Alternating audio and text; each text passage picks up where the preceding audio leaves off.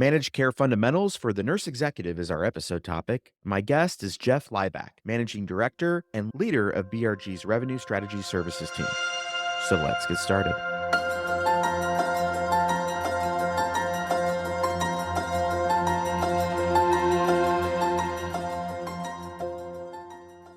Welcome to the BRG Nurse Executive Podcast. BRG is a global consulting firm that helps organizations in disputes and investigations, corporate finance, and performance improvement and advisory.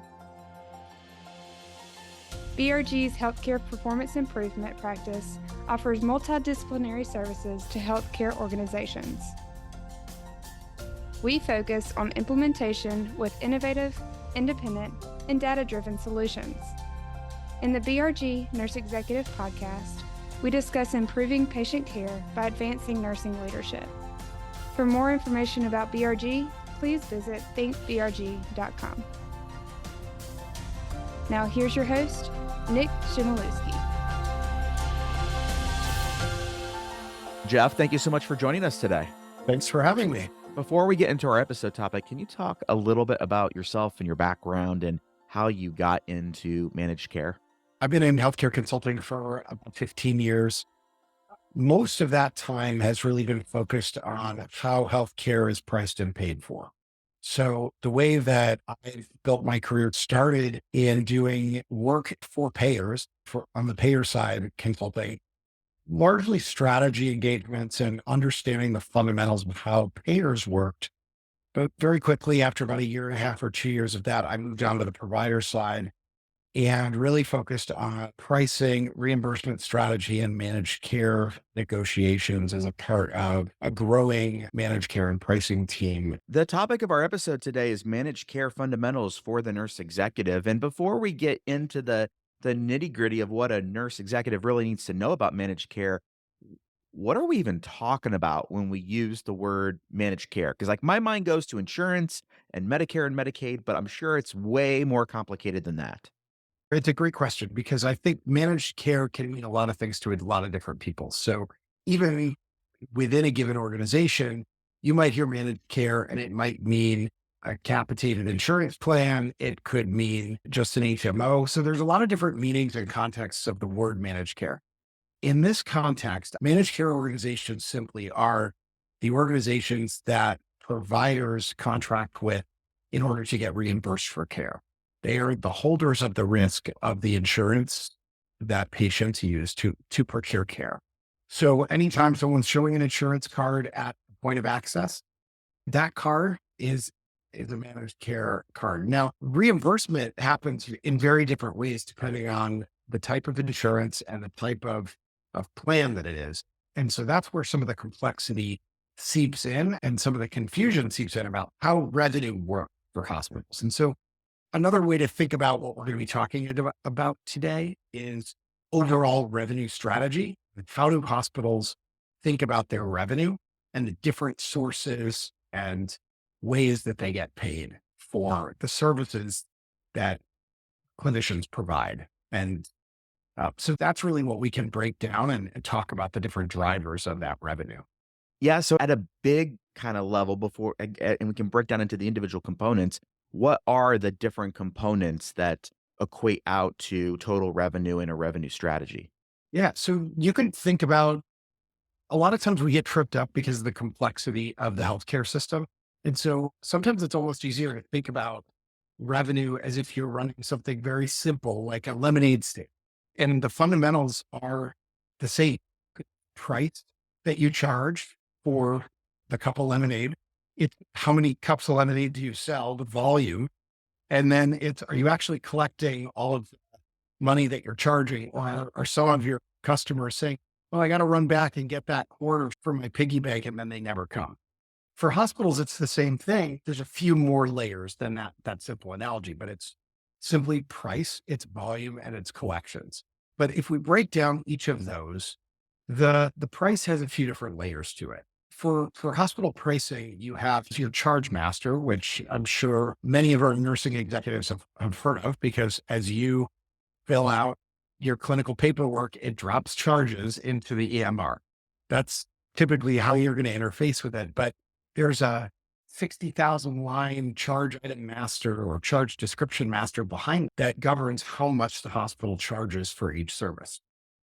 Then there's the negotiated rate with your insurance companies. That's what I call the kind of managed care negotiations. That's how much do you get for that MRI or that 15 minutes of anesthesia time or whatever the different item is in that charge master.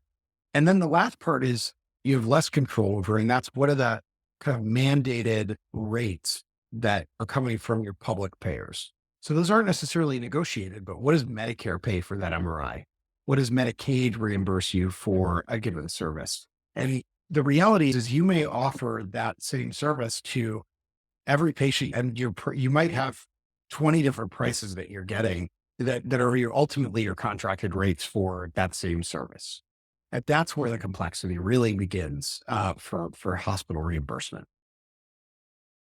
And so, from a nursing leadership, nurse executive perspective, there's not really much that I, as a nurse executive, can do to control price. That's really done more on the finance side. This is a set, this is a known issue. It is what it is. There may be areas where I can help on the volume side and the collection side, but price is just more of an awareness or an understanding. Would that be accurate? That's right. I will say there have been projects and areas where the finance team needs to collaborate with clinicians to better understand how the coding documentation of certain prices and how certain code sets get applied. For example, you might have a charge master project where the finance team is working on what's the best way to charge for the OR time or for these supplies or drugs.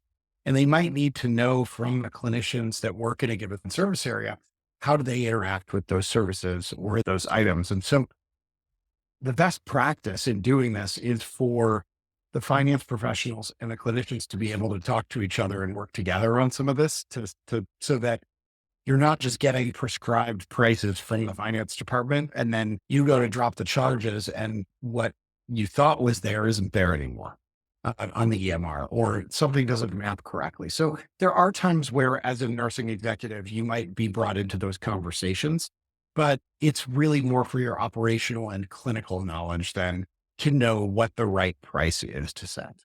Got it. Got it. So let's talk about volume. What do I need to know about volume other than volume, with the exception of the state of Maryland is usually a good thing?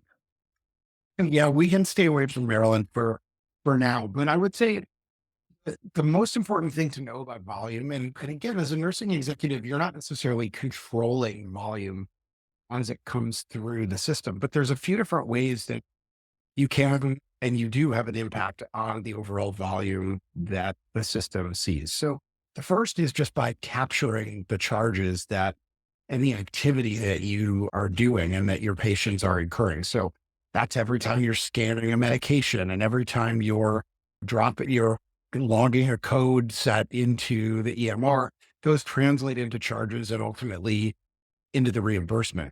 The other are the diagnostic codes. And this is where the actual diagnostic codes that providers put in are really important because and we can get into the nuances of it, but ultimately those codes are really used to define the severity of a case and ultimately sometimes the way those cases get reimbursed. For example, you might have two equivalent patients that have the same knee replacement on the inpatient side of the hospital. And one has 2 or 3 comorbidities. They might have a number of different conditions that make them high risk.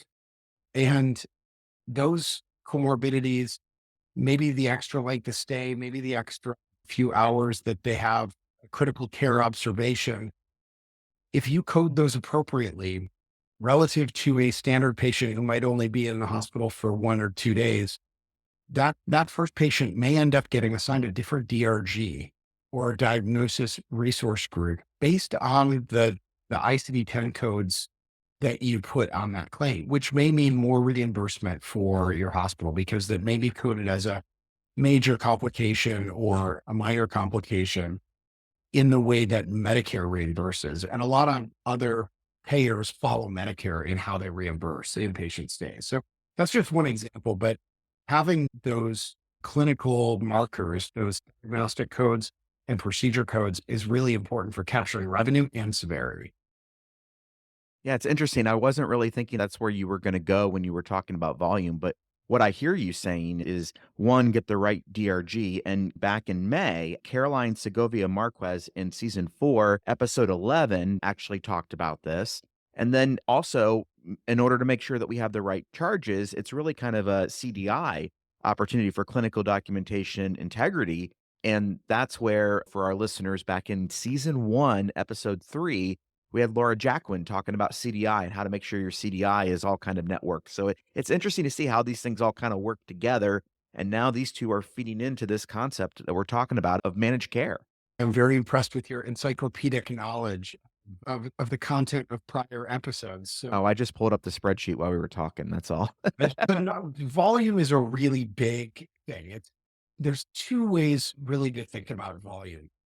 And one is the actual number of patients and the number of days and the number of procedures and the number of widgets, if you will, the number of cups of lemonade that you are selling.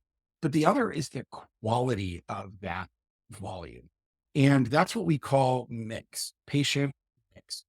And so you might, again, those two knee replacement examples are a good one because you could have two patients both getting a knee replacement. One is a Medicaid patient, and one is a commercial Blue Cross patient. And the services are the same. You're going to provide the same care, but your reimbursement level for that same knee replacement might be 3 or 4 times higher for that commercial patient and uh, than that Medicaid patient. And it has nothing to do with anything you did from a clinical perspective. It's just the way our system is set up. So sometimes people look at that as a price difference because it's a different category, but it's also looked at as a volume category because understanding your payer mix it's a function of different types of volume that you're seeing. And so a lot of times finance professionals are looking at, okay, how am I serving the different segments of the community that will ultimately lead to a portfolio of a sustainable revenue base? Healthcare in the United States lives on cross subsidization. And so payer mix is one really important formula that is a reality that, you know, that hospital executives must be aware of. And that doesn't mean that a given hospital shouldn't see patients with lower reimbursing insurance. It just means that you have to be mindful of what you need to do to be able to get to a place of sustainability in your cost structure and your revenue. So again, that doesn't sound like a volume conversation, but that it is one. I think the other piece I would say that nursing executives can be aware of from a volume perspective is throughput and the ability for you to a lot of time, I know a lot of operational executives you've probably had on the podcast talk about the need to, when a patient's care is when they're ready for discharge, being able to quickly move them on to that next phase of care. And if you think of it from a finance perspective, when by opening up that bed a little bit faster, creating that space for that emergency room visitor to get admitted to that bed. And if you're getting paid on a case rate, meaning a DRG rate that's not a per diem, that's not a percentage charge. You're getting paid for every discharge different. If you're getting paid for every discharge, the ability for you to open up beds a day sooner or a few hours sooner means more discharges if your ED is full and if your hospital is full. So that's another function of how a nursing is going to have, it has the ability to really affect the volume that a hospital can see.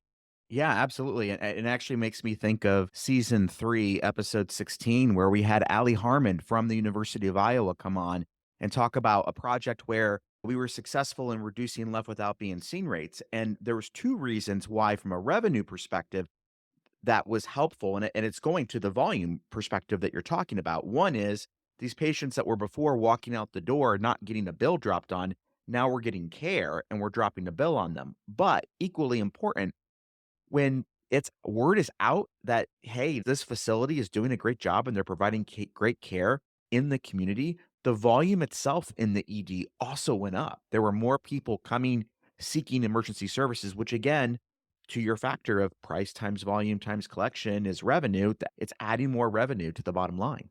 We're all consumers of healthcare. And the patient experience is so driven by the care that our patients get from the nurses and from the providers. And just as a family member and as a caregiver and as somebody who's been in the room, not as a finance executive, but as a family member to someone getting care, that the impact that you can have on the brand and on the patient experience, that stays with you, that stays with people and they talk about it. And when they're choosing their care, it becomes a factor and that drives market share, that drives volume, that drives choice, brand, and long-term impact of volume. So it may seem small, but every interaction forms that brand and forms that patient experience. And to some extent, even with HEDIS metrics and patient satisfaction scores can actually drive price depending on the different incentive structures that are out there. So there's a lot of ways that these things are intertwined and it isn't as simple as a lemonade stand, but again, it's if you're doing all the right things, you're helping feed the volume story in the right way. No, I think the lemonade stand is a perfect analogy. It's a great way to simplify the whole concept. And to your point about the, hey, let me go get it out of my piggy bank and come back. As we shift to thinking about collections, what other than CDI should I really be thinking about as a nurse executive? I understand how important it is that my nurses properly document the care that they're providing so we can get paid on it. But what else I is important? If we think about collections and we extend our lemonade stand analogy a little bit, the payers are the parents who you have to ask for permission, right? Ah, So your pre-authorization and pre-certifications, getting all that in order, you ask your parents if you can have the lemonade first. And even if you already drank it.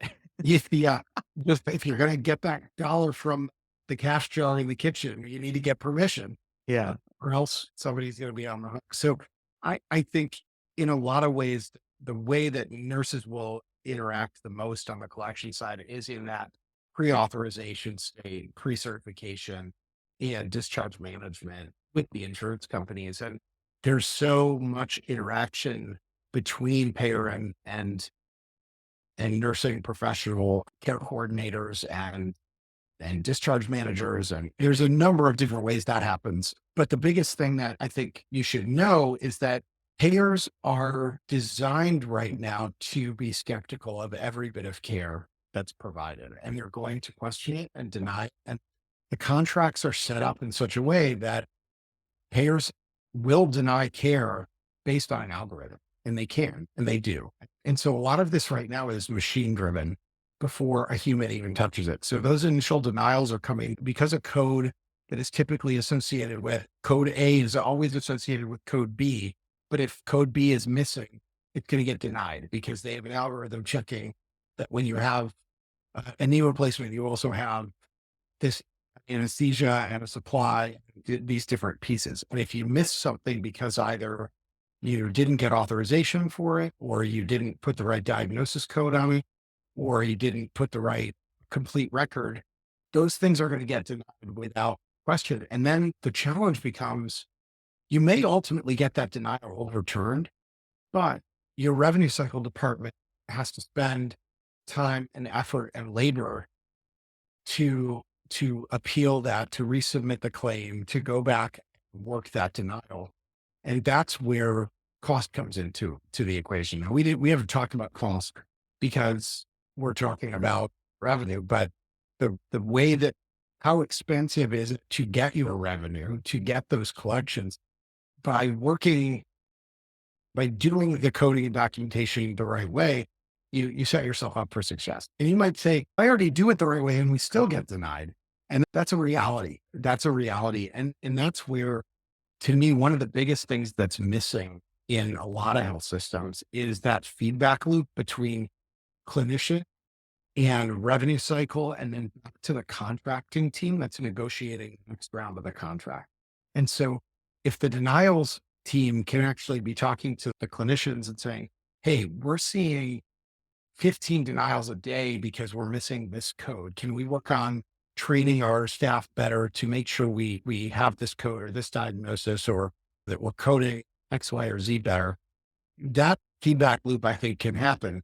But then in the JOC, the Joint Operating Committee meetings between the revenue cycle team and the payer, are they going to be addressing those things and trying to get the payer to loosen the restriction on those things because they know it may not always get fixed and they're going to have to deal with that. But 99% of the time it's getting overturned. Couldn't we just save everybody time and loosen the AI restriction that's driving those denials?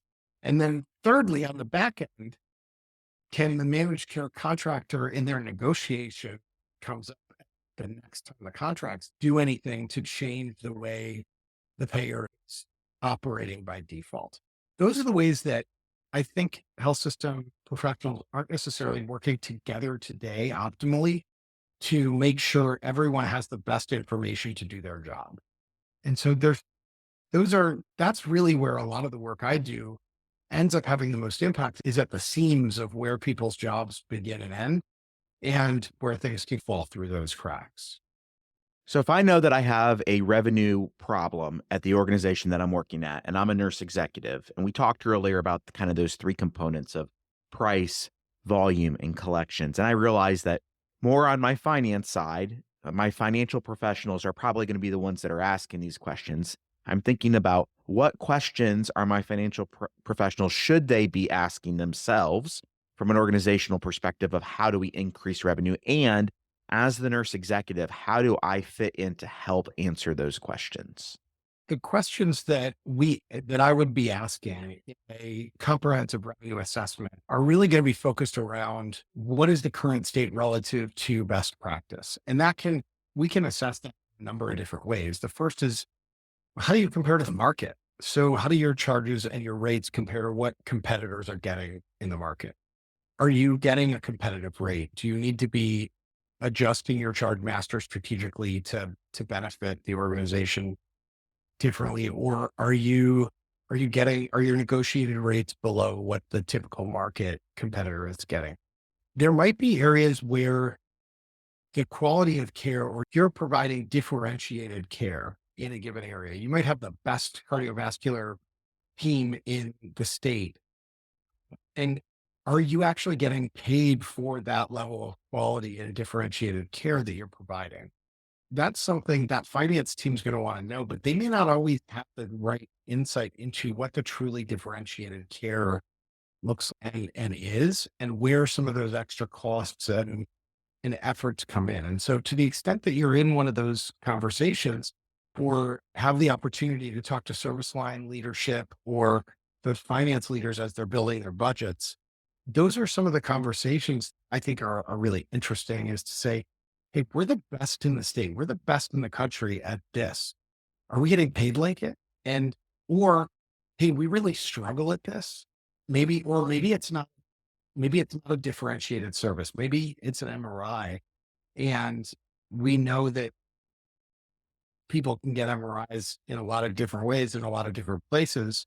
Is our price point a value for folks, or are they going to ultimately, if given the choice in a consumer driven world, choose to go elsewhere because it costs less?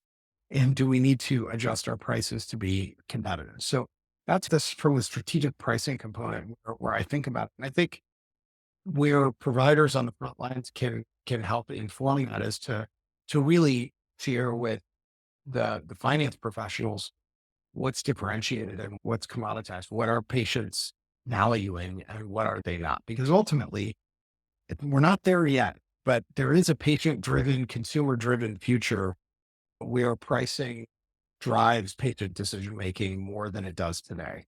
And we could talk more about that and some of the drivers of that down the road. But to me, those are some of the questions that I think about related to price. I think related to volume, it's more about understanding the volume picture as it exists today and what the trends have been, so that you can predict and understand what are the forces that are changing the shape and the mix and the quality of your volume going forward. And again, it's not one of those things that you as the nursing executive can push a button and say, yeah, I'm going to grow our volume by X. Understanding all of the levers that are going into a multi-hundred million, $1 billion organization's top line or bottom line, knowing that all these things are at play, I think help you understand where the different leaders are coming from when they're asking different questions. And I think in a lot of ways, just building that baseline of understanding is really important. And then I mentioned this as we were closing, but I would be asking questions of our departments to make sure they're interacting appropriately. And we are working together to solve some of the challenges that are either driving up costs or preventing us from collecting revenue. So our revenue cycle and managed care teams working together is our pre-auth department working seamlessly? Are there, when issues occur, how are they getting escalated and how is that escalation visible to the right departments that can do something about it? To me, those are the things that are opportunities that we typically see where things don't necessarily make it to a unified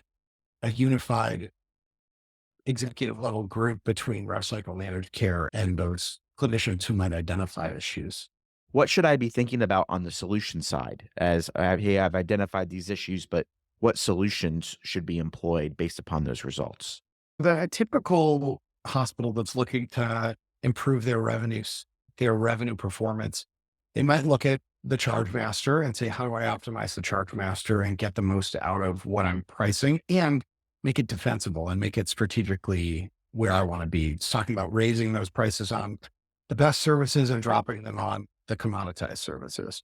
There's the contracted reimbursement rates. That's typically where the biggest effort is around renegotiating contracts and really understanding where the market is. And then on the volume side, really understanding the different dynamics that are at play and building a strategy that's aligned with the clinical strategy. And this is one where I think it could be really important to say how we're getting paid and how we're delivering care need to be aligned.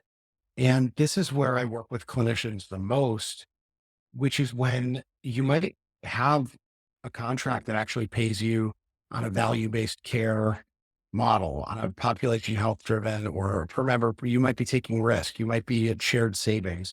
You might be getting paid on a bundle. And so as a care delivery team, you might set up a set of best practices to deliver the best care the most efficiently.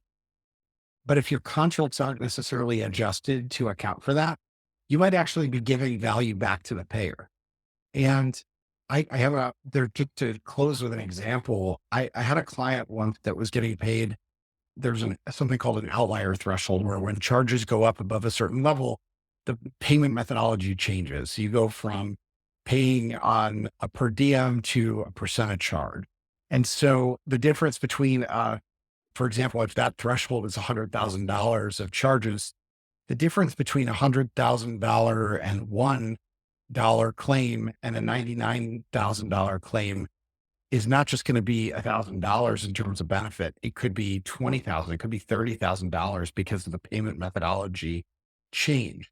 And so this was a client where they were preparing for bundles and they reduced the length of stay. They reduced the overall expenditure of resources to deliver this high quality care and this high quality service.